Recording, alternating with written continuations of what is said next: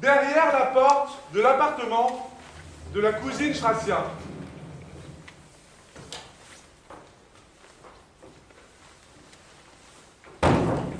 Côté intérieur, l'entrée. Côté extérieur, le palier, où l'on vient frapper à la porte.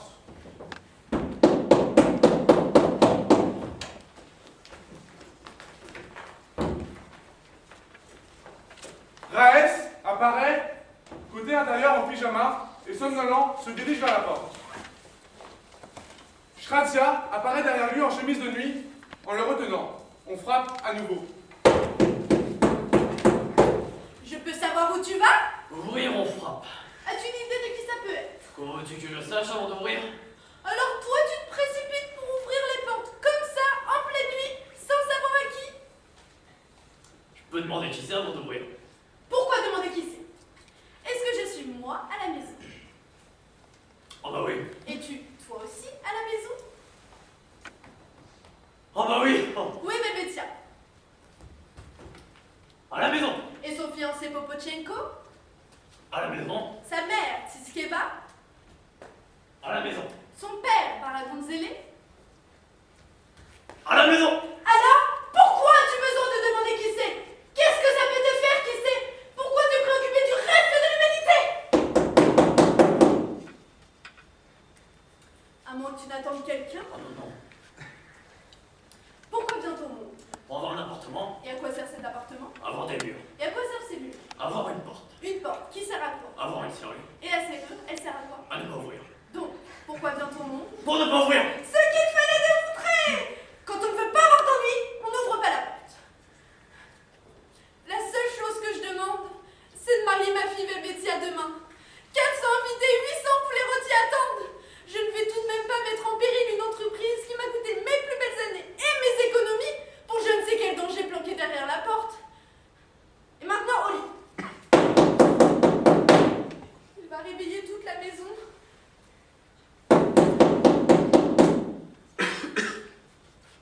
La Tchèque Bobitchek. La Tchèque Bobitchek à 2h du matin, mais c'est un garçon honnête. C'est lui qui frappe et refrappe, très poliment, mais qui ne bougera pas. Ça ne peut être que lui. Qu'est-ce que tu fais? Je vais ouvrir, c'est la Tchèque Bobitchek, le fils de ta tante. Quel âge a ma tante? Presque 80 ans. Et se porte-t-elle bien? Pas vraiment. Donc, si son fils débarque chez nous, en pleine nuit, à 2h du matin, qu'est-ce que tu en déduis?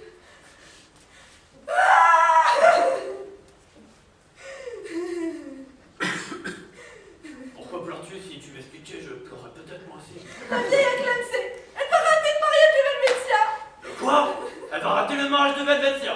Le mariage de Velvetia, elle va le rater. Évidemment, qu'est-ce que tu crois? Si elle est morte, elle va le rater. Comment pourrait-elle venir au mariage en étant 6 pieds sous terre? En même temps, même si elle venait, je vois pas comment elle pourrait le manger. Mourir la veille du mariage de Velvetia, c'est trop bête. Mourir, passe encore. Mais la veille du mariage de Velvetia, c'est trop bête. Je vais ouvrir, c'est la Tchèque Bobitchek. Si sa mère vient de mourir, je dois lui ouvrir la porte. Un mariage et un enterrement. Qu'est-ce qui prime? Qu'est-ce que tu veux dire? Qu'on va devoir ajourner. Si on lui ouvre la porte maintenant, il n'y a pas de mariage demain. Pas de mariage demain, mais ce mariage est prévu depuis longtemps, exactement pour demain. Si on lui ouvre la porte maintenant, on se retrouve à l'enterrement de ma tante. Si on se retrouve à l'enterrement de ma tante, pas de mariage pour notre fille, pas de mariage. 400 invités, 800 poulets rôtis, à la poubelle. Je l'aimais bien, la vieille. Sincèrement, je l'aimais bien. J'aurais été la première à courir à son enterrement. C'est ma tante tout de même. Mais elle est morte au mauvais moment. Pourtant, elle le savait. Je n'attendais qu'une seule chose. Le mariage de Velvetia. Aie pitié, la Tchèque. Aie pitié. Un peu de générosité, merde. Tu n'as donc pas de cœur? Même ta mère n'aurait pas tant insisté pour son enterrement. Assassin. Calme-toi, mon amour. Qu'est-ce que tu fais? Je vais lui casser la gueule. Que se passe-t-il ici? Ça fait dire me mon fils. Chut. On m'a dit chut la veille du mariage de mon fils. Ça c'est que chez nous,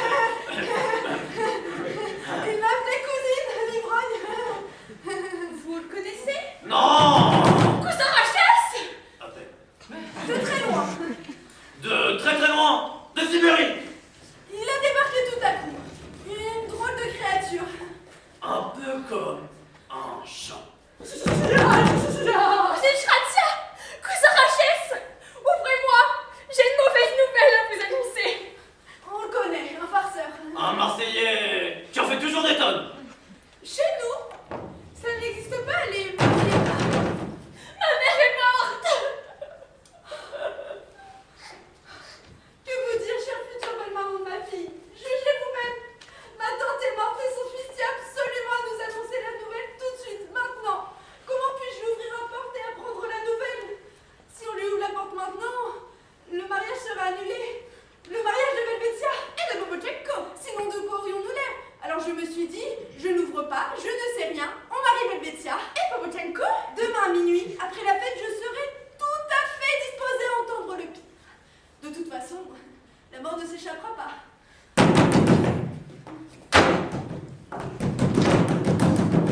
Il va réveiller les enfants. Il fallait les prévenir.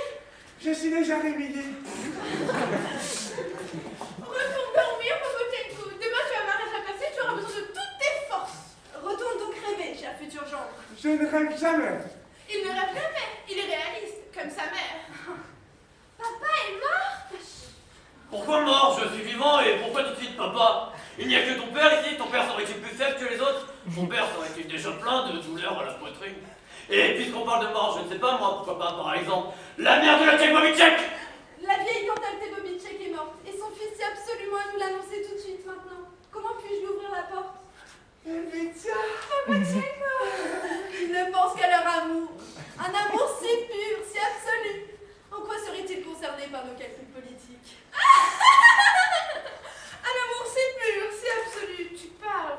Il ne pense qu'à s'envoyer en l'air.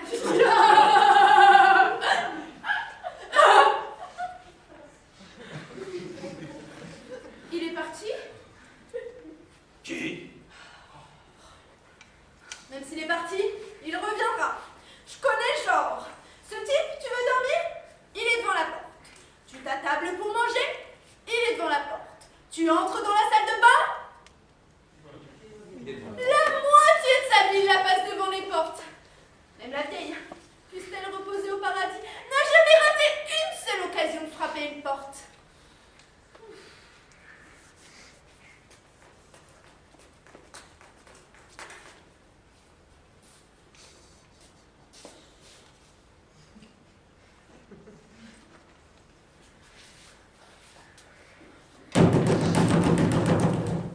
Cousine Shratia, cousin Rachès, ma mère est morte il y a 2 heures. J'ai besoin de le raconter à quelqu'un et je n'ai que vous.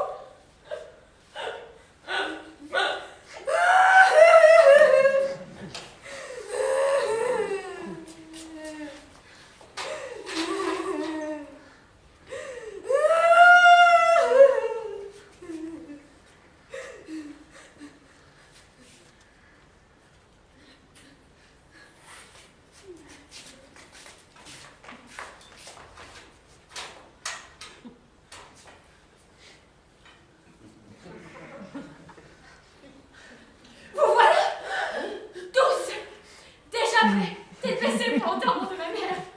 Je vous donne rendez-vous demain tous à 4h30 l'après-midi.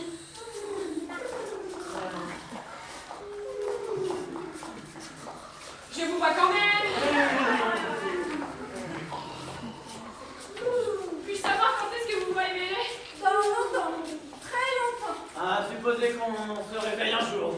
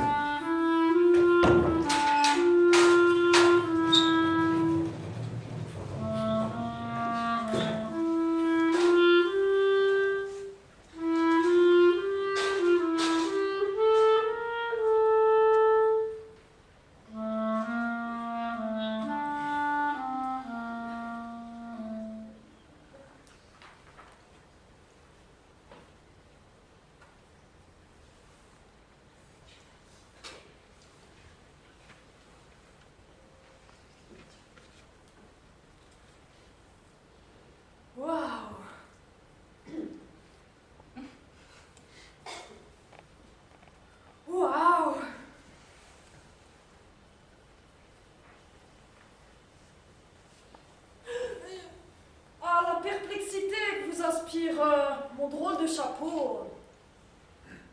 Je vous dirais qu'il est très bien ce chapeau. Regardez, la fermeture éclair du milieu s'ouvre, zop, et libère la partie intérieure. Là, on défait 2 boutons de chaque côté.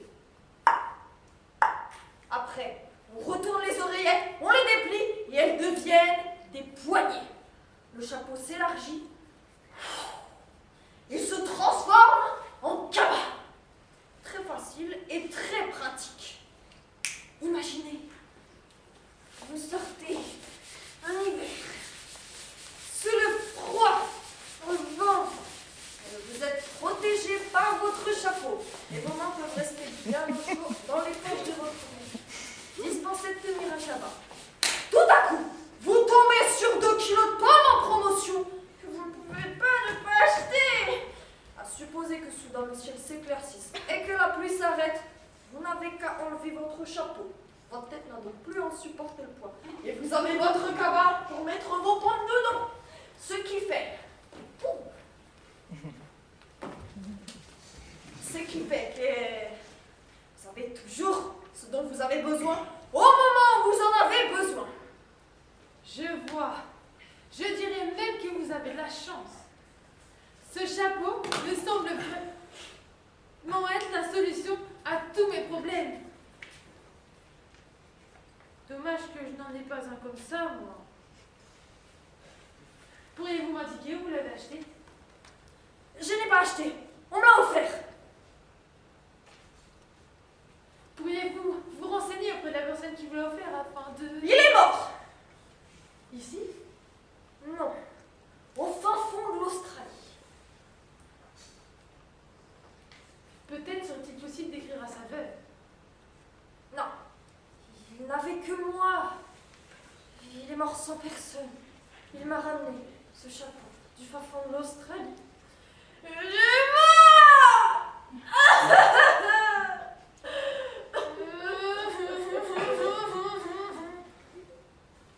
Dommage! Parce que si j'avais un tel chapeau, je me poserais plus de questions. J'ai besoin d'un chapeau exactement comme celui-là. Quel dommage! Il a en effet quelque chose de très particulier. Ma vie aurait vraiment changé avec ce... À propos, vous appelez ça un chapeau ou un cabas? Je l'appelle Blue. Parce qu'il est bleu. Et vous êtes heureux ensemble, hein? Moi aussi, avec vous, j'aurais été heureux. Je me serais senti comblée. Vous venez de le dire. Besoin d'un chapeau? Hop, un chapeau. Besoin d'un cabas? Hop, un cabas. Fini les emmerdements, le stress, les angoisses, la guerre. Tout ça, ça ne te concerne plus. Tu es peinard, libre et léger. Et tu te balades avec vous. C'est vraiment dommage. Vous n'avez pas idée comment ça me désole. Au fin fond de l'Australie, vous m'avez dit. N'être australien m'apparaît soudain comme la chose la plus appréciable au monde. D'ailleurs, un jour, j'ai rencontré une Australienne. Elle m'a même laissé sous-entendre qu'elle voulait bien. Finalement, elle est partie. Dire qu'en cet instant, j'aurais pu couler des jours tranquilles dans une ferme en Australie avec Blue. Et avec un autre Blue. Un Blue en réserve, pour être 2 fois plus tranquille. Va-t-on savoir où la vie t'avait donné rendez-vous? Où tu as loupé le coche? Loupé. Tout simplement.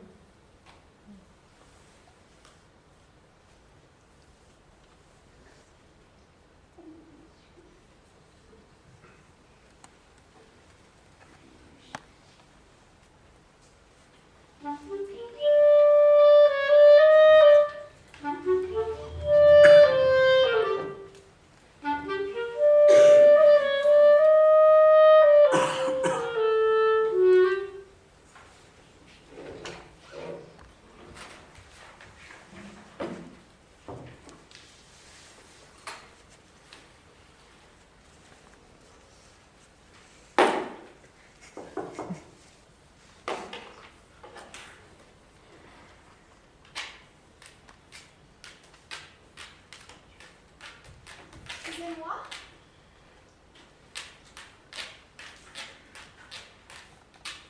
Excusez-moi, monsieur le magicien.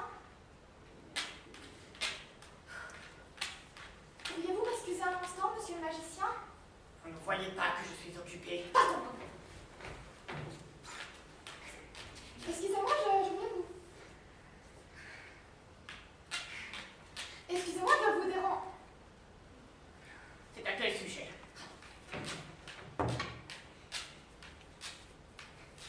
C'est au sujet de mon mari. Pardon? Mon mari! Il y a 10 minutes, vous avez eu l'amabilité de le scier. Exact. Madame a-t-elle quelque chose? Non. Mais mon mari, Oui. vous l'avez coupé en deux. Ça, vous l'avez déjà dit. C'est qu'il est toujours coupé. Oui. Où est le problème? Je voulais juste vous demander, je ne prétends pas m'y connaître en magie, mais quand avez-vous l'intention de le recoller? Pardon? Je me dis, quand recollerez-vous les deux morceaux de mon mari? Mais je ne recolle rien du tout, moi, madame. Vous me prenez pour un menuisier? Pardon. De rien. Tout de même, mon mari, vous l'avez coupé. Et monsieur doit le recoller. Oui, monsieur doit le recoller. Oh, pardon. Le remettre comme il était avant. Vous vous rappelez, n'est-ce pas? Il y a 10 minutes, il s'est porté volontaire pour que vous le découpiez en deux, et vous l'avez coupé en deux. Maintenant, on attend de voir le tour. Le tour? Mais je ne fais pas de tour, moi, madame. Je fais de la magie. Bien sûr, et mon mari? Quoi, votre mari? Vous l'avez coupé en deux. Comment voulez-vous qu'il vive en deux morceaux séparés? Pourquoi n'appelez-vous pas une ambulance? Si ce que vous me dites est vrai, il me semble qu'il a surtout besoin d'un médecin. Mais il doit bien avoir un truc. C'est un tour avec un truc. Ne recommencez pas avec votre tour. Écoutez-moi, j'ai scié poliment votre mari en deux. Ce n'est pas pour avoir une emmerdeuse sur le dos. Vous allez immédiatement me recoller mon mari. Premièrement, vous ne me criez pas dessus. Parce que si vous m'énervez de trop, moi, je peux vous transformer en lapin. Deuxièmement, en ce qui concerne votre mari, si ce que vous me dites est vrai, eh bien, à l'évidence, il est mort.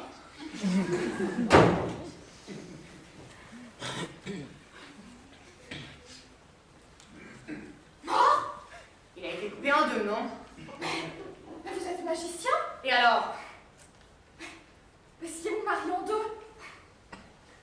Ça moi aussi je peux le faire. Inutile. Je l'ai déjà fait.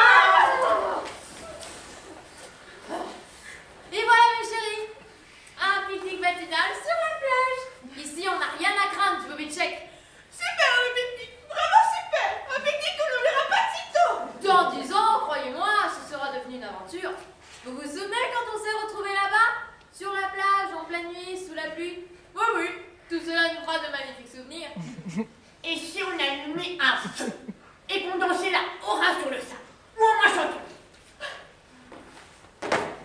Et quand les Tartares sont arrivés, la mer ils ont égorgé. Et un Tartare sur son cheval en route lui a sans hésiter planté un pic dans le cul. Atchou!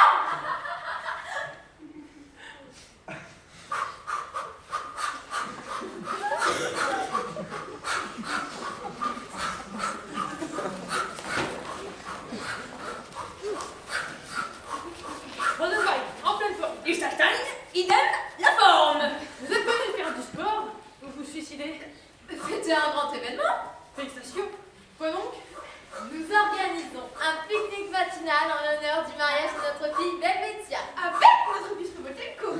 Félicitations. Moi, je viens ici tous les matins, courir et faire de la gymnastique. Du coup, j'ai l'air d'avoir 10 ans de moins. Quel âge me donnez-vous? 70 ans. Bon là, madame, vous m'étonnez. J'ai 60 ans. Les gens paraissent 50. Et moi, en février, j'aurai 63 ans, mais j'en paraîtrai 53.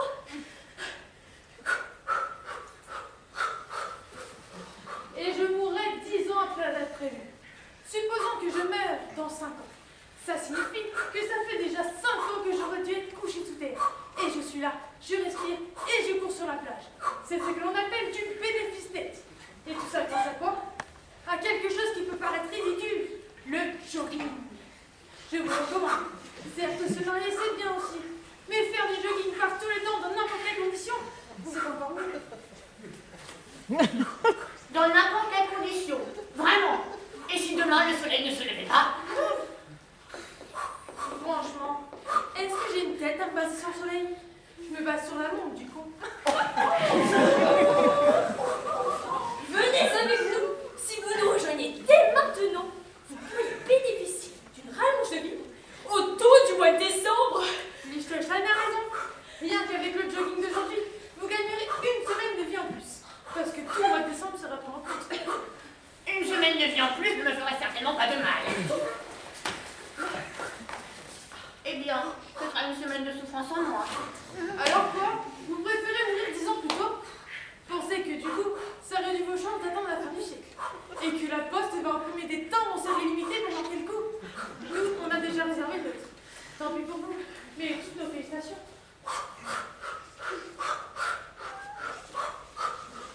Mais surtout, tant pis pour vous. On devrait peut-être courir avec eux. Et pourquoi donc on est en guerre? Non, On est en quoi? en pique-nique, ce qui m'empêche pas d'avoir froid. Je suis interdit en plein mariage. Vous avez l'intention d'éternuer? Je suis pas aussi robuste que j'en ai l'air. Alors c'est une méningite que vous allez choper? Moi? Pourquoi moi? Pourquoi toujours moi en premier? Je suis seule à avoir froid ici. Mais chérie, vous ne devez penser qu'à ce qui nous attend ce soir. Ce soir? Oh, ce soir!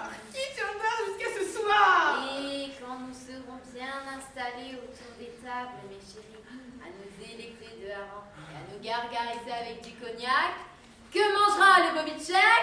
Du pain sec et des larmes salées.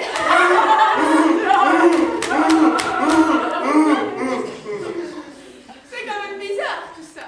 La vie est une grande bizarrerie, mais une bizarrerie sans goût et sans intérêt. Y compris ton mariage avec moi? Oh, tout compris!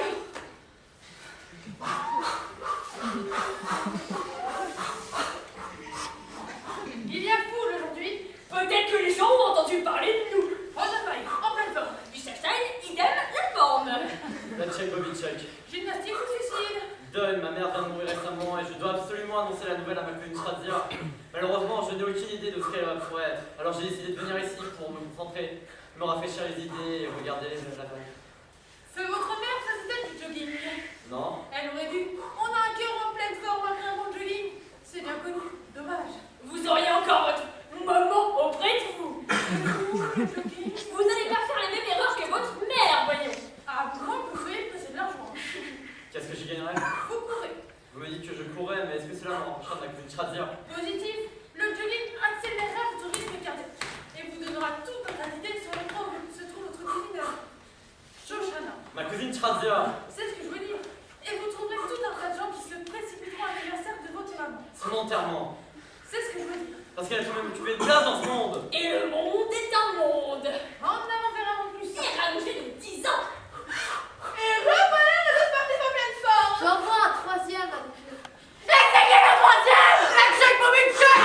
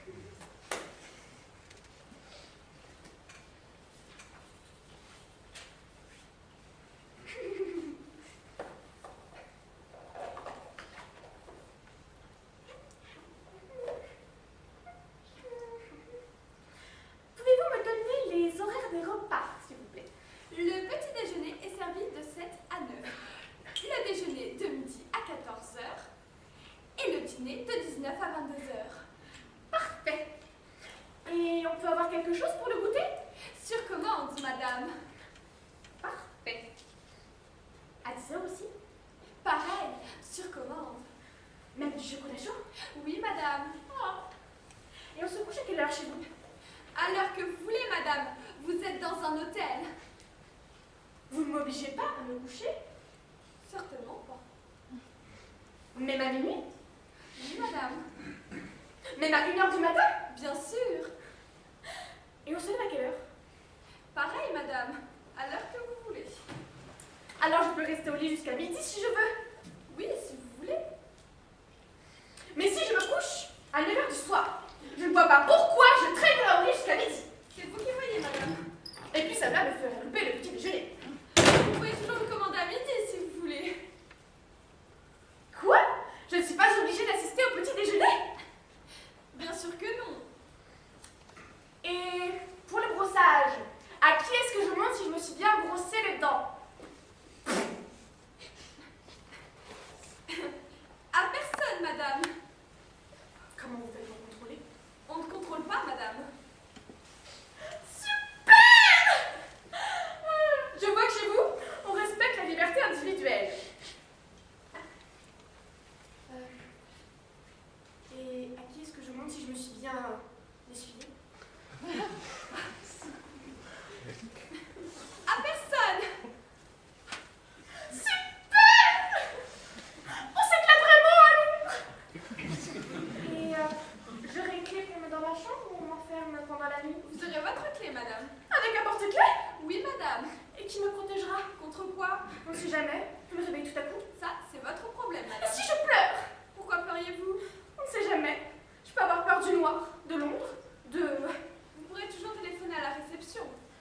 Personne ne répondra. Personne, madame.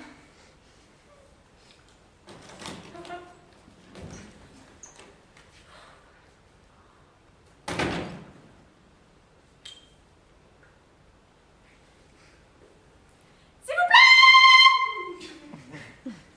Je voudrais vous demander encore quelque chose. Je peux utiliser l'ascenseur pour monter dans ma chambre? Bien sûr, madame. Alors maintenant je monte et je fais tout de suite mon bain. Ça vous va? À moi? Mais c'est comme vous voulez, madame. Vous ne m'obligez pas à prendre mon bain tout de suite? Certainement pas. Je vois. Et qu'est-ce que vous me donnez si je prends tout de suite mon bain? Rien. Et si je vous promets qu'en 10 minutes, je fais le bain, les dents, pyjama, pipi et au lit? C'est vous qui voyez, madame.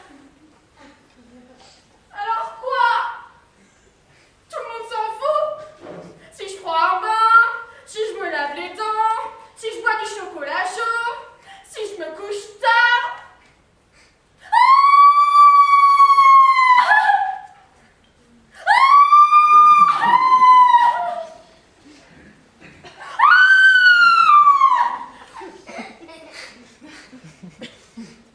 C'est un drôle d'endroit ici. Dernière question. Qui vient me couvrir? Mais personne, madame. Vous vous couvrez toute seule. Ah. Eh bien, bonne nuit. Un bisou? Non, mais ça va pas la tête. Autant vous dire que je suis extrêmement déçue par la vie à Londres.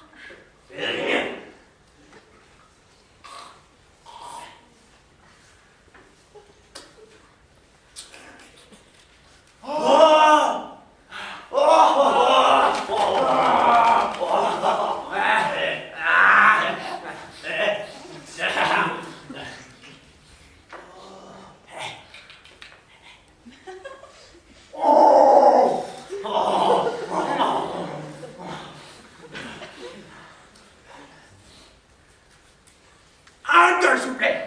Ah, si possible, avec une saucisse bien chaude. Et un petit pain moelleux.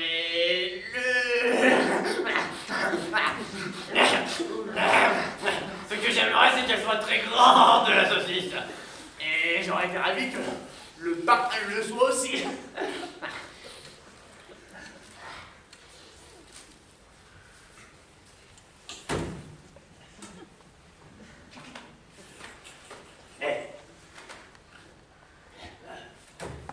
J'aurais aimé que cela me coûte pas trop cher. Pas cher du tout.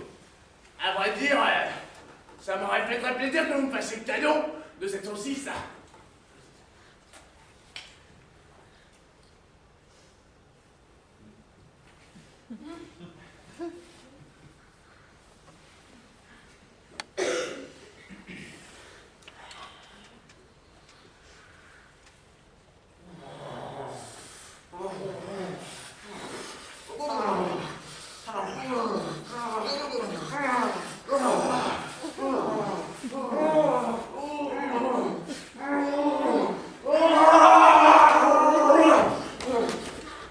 Et si on revenait un instant en arrière, ce que j'aimerais, c'est qu'elle soit énorme. Interminable la saucisse.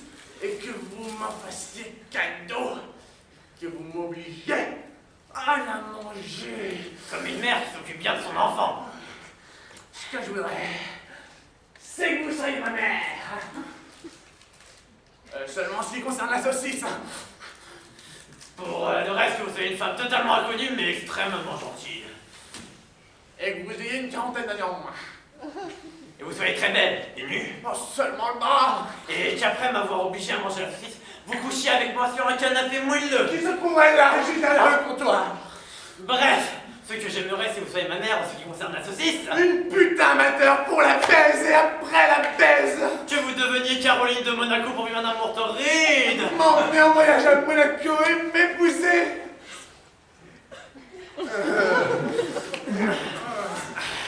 Reste un problème, que faire de l'énorme saucisse? Si elle est énorme, la saucisse, elle finira par remplir tout l'univers. Il n'y aura plus de place pour Monaco. Ah! Ce que je voudrais, c'est que vous poussiez une barbe, que vous transformiez en Messie. Que vous résolviez le problème de saucisse et que vous redeveniez Caroline de Monaco. Comme vous le voyez, je place en vous de grands, d'immenses espoirs. Tant que vous me tendez pas le hot dog, tout est permis, tout est encore possible.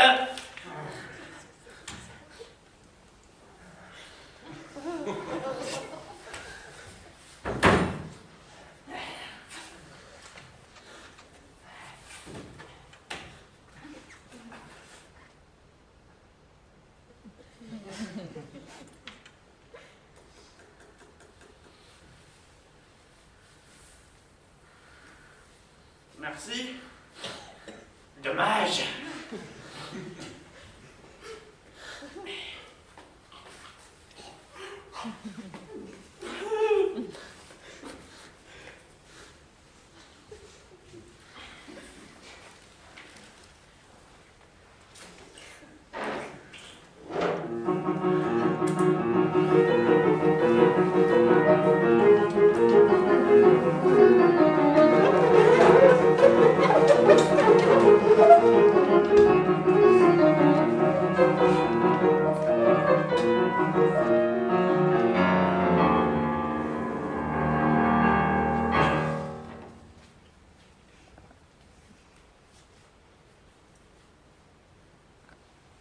Au commencement, Dieu créa le ciel et la terre. Et la terre n'était que chaos, et les ténèbres régnaient sur la surface de l'abîme. Et l'Esprit de Dieu planait sur les eaux. Et Dieu dit que la lumière soit. Et tout restait noir. Et la terre n'était que chaos, et les ténèbres régnaient sur la surface de l'abîme. Et il fut soir, et il fut matin. Premier jour. Au deuxième jour, Dieu se leva et dit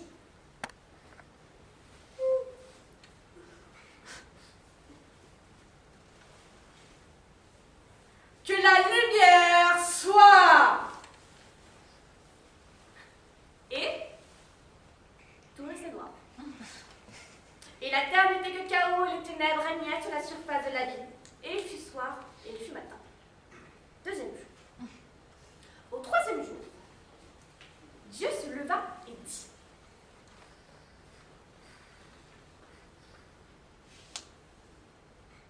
Que la lumière soit!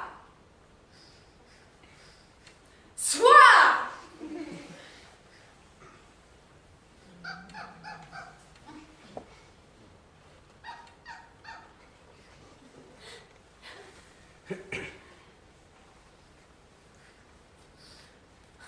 Et tout resta noir. Et la terre n'était que chaos et les ténèbres régnaient sur la surface de l'abîme. Et il fut soir et il fut matin. Troisième jour. Au quatrième jour, Dieu se tut. De même au cinquième jour. Au sixième jour, Dieu se leva et poussa un grand cri. Je suis Dieu, je suis pas Dieu! Que la lumière soit! Merde! Et une toute petite lumière s'alluma à la fenêtre d'un immeuble.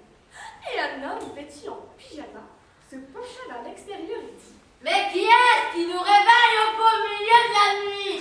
Hein? En criant qu'il est le bon Dieu!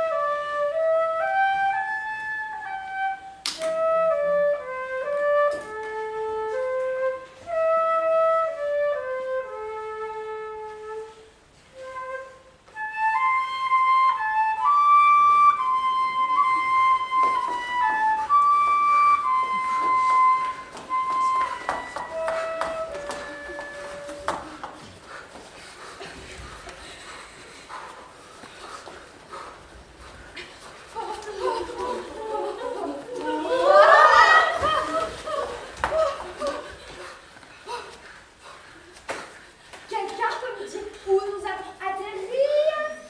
On a décollé vers le nord.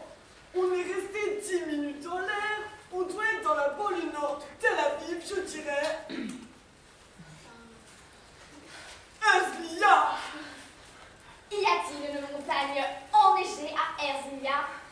On a décollé vers le nord, on est resté 10 minutes à l'air.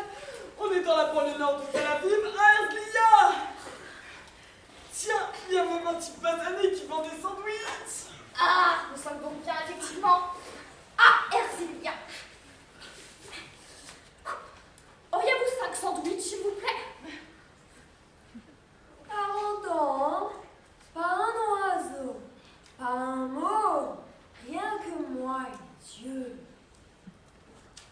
Pas de sandwich.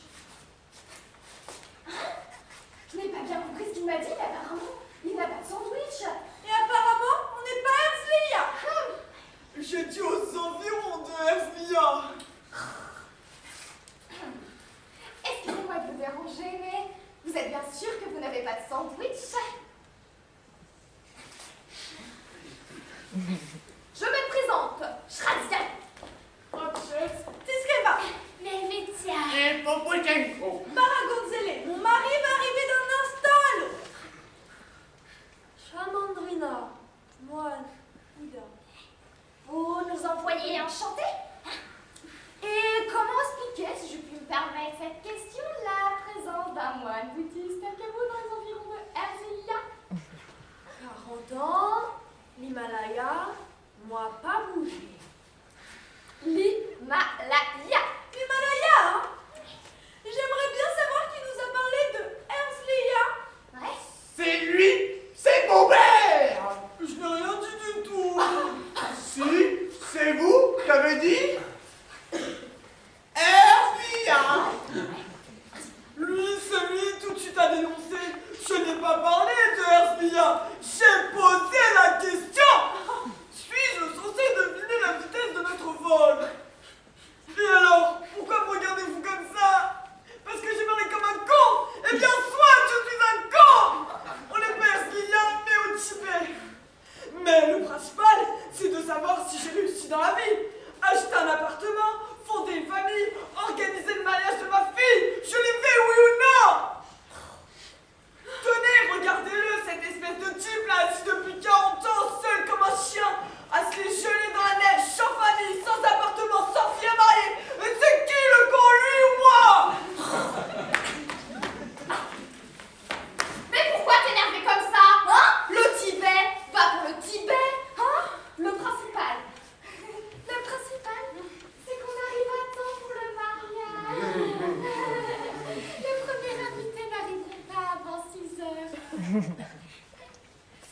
J'ai froid, encore plus que sur la plage. Ah oui, qu'il est loin notre pique-nique ensoleillé sur la plage.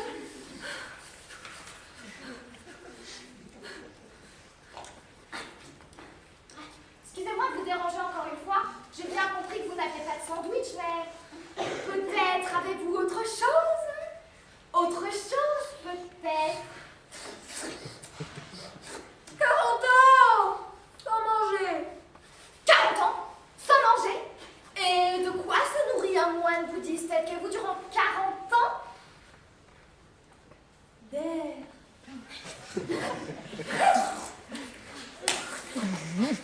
D'air! Et ne me dites pas qu'après 40 ans d'air, vous n'auriez pas envie d'un bon petit morceau de...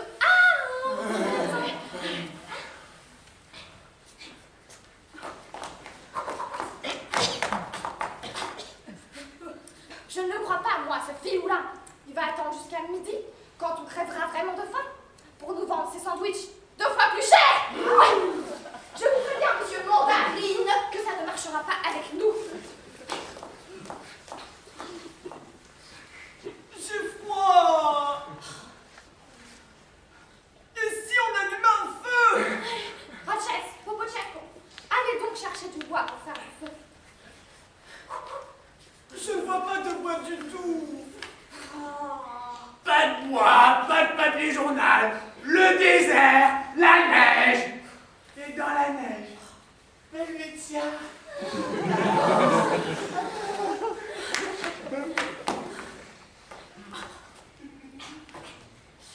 Qu'est-ce qu'on paraît? Qu'est-ce qu'on pourrait bien faire brûler?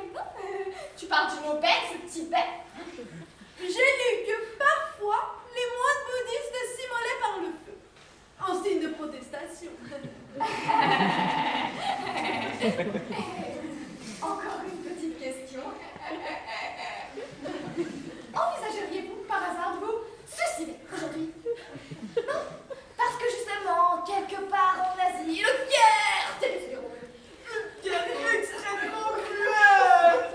Et on pensa que vous, en tant qu'humaniste, non.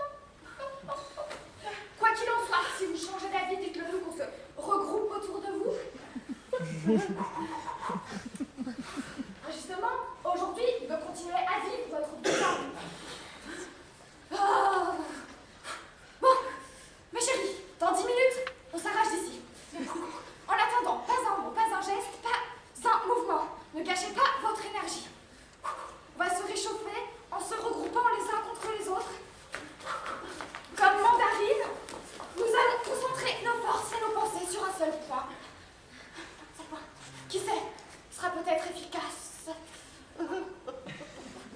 J'ai froid. Est-ce que tu te concentres bien sur un seul point? Ah oui, je me concentre sur un tas de points. J'ai froid, de plus en plus froid.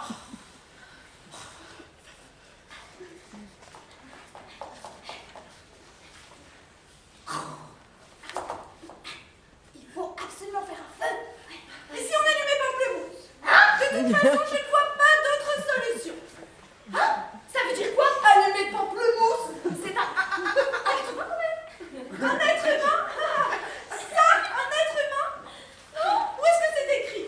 De toute façon, il est typé persan, indien, siamois. Est-ce que je sais? À cause de ce Pamplemousse, on va se laisser crever de froid au Tibet? Ah non. Et par contre, j'ai causé quoi alors? Une carotte? Oui, mais justement, c'est comme ça. Il y en a des tonnes. Alors en allumer un. Je ne crois pas qu'ils comprennent que ça soit une question de vie ou de mort. Il? Qui ça? Il? Quelqu'un nous voit? Quelqu'un sera mis au courant? On est en haut de l'Himalaya. Vous avez entendu ce qu'il a dit? Pas même un oiseau ne vient jusqu'ici. On le fait brûler, on se dégèle la carcasse et hop, qu'ils essayent de nous retrouver en plein ciel. Vous avez des allumettes, chère future belle-maman de mon fils? En ce qui me concerne, je n'ai rien vu, rien entendu.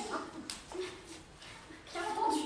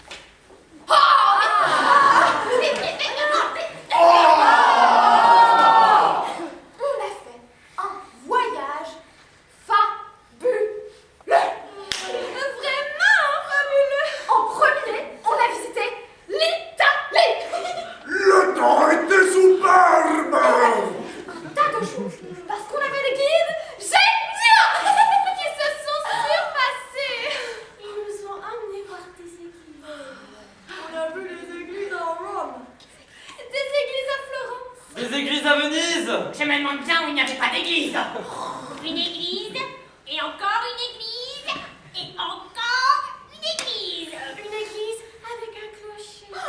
Une église avec une tour. Une autre avec 2 tours. Oh, il y a de quoi devenir dingue, tellement il y en avait des églises. Bon, ça va, on a compris le principe, non? Non, c'était parfait. Partout, on avait les guides les meilleurs. Vraiment, ils nous ont tout expliqué. En long, en large et en travers. Chaque détail! Chaque petite pierre. Chaque bol est poussé. Il y a de quoi en devenir dingue. Et pour aller dans l'endroit, on a eu les dernières avec la climatisation. Le chauffage! Et c'est super confortable. Et on a roulé. Et on a roulé. On a vu des choses. Des paysages. Et encore des paysages. Et encore des paysages. Là, il y avait une maison toute ronde.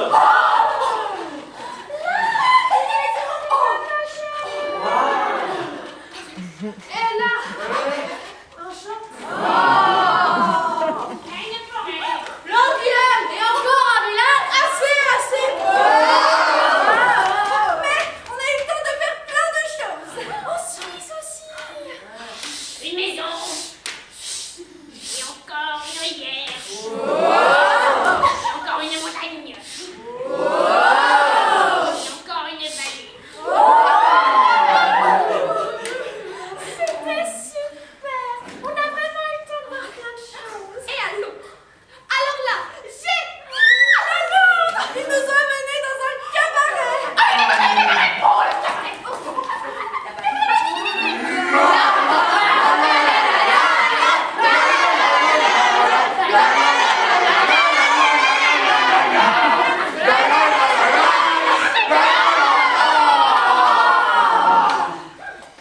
Et puis c'était en France. Mais en Suisse aussi, on a été dans un cabaret. Non, en Suisse, c'était les églises. Comme en Italie. Et le temps était superbe comme en Italie! Et à Londres, on a fait des achats. Des t-shirts, des jeans, des